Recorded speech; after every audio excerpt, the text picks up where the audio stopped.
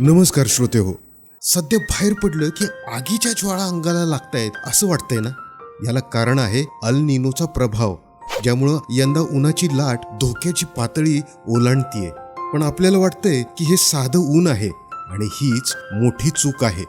आपण काय चुका करतो?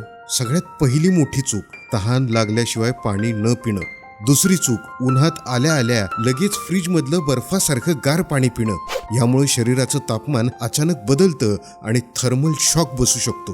तिसरी चूक, दुपारच्या कडक उन्हात रिकाम्या पोटी बाहेर पडणं. या कडक उन्हाळ्यात आपण नक्की काय केलं पाहिजे? पाणी पिण्याची पद्धत बदलली पाहिजे. तहान नसेल तरी दर अर्ध्या तासानं पाणी प्या. माठातलं पाणी सर्वोत्तम. नैसर्गिक थंडावा, चहा कॉफी ऐवजी ताक, पने, लिंबू सरबत यासारखे पेय प्या. वेळेचे नियोजन, दुपारी 12 ते 4 या वेळेत बाहेरची कामं टाळा. बाहेर जाताना डोकं आणि कान सुती कापडाने झाकून घ्या. आणि चिन्ह ओळखायला शिका. चक्कर येणं, मळमळणं किंवा जास्त डोकेदुखी झाल्यास त्वरित सावलीत विश्रांती घ्या.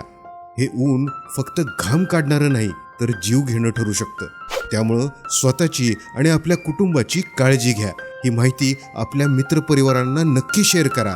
अशाच महत्त्वाच्या माहितीसाठी हेल्थ गुरु IICare ला फॉलो करा. सुरक्षित राहा, सतर्क राहा. धन्यवाद.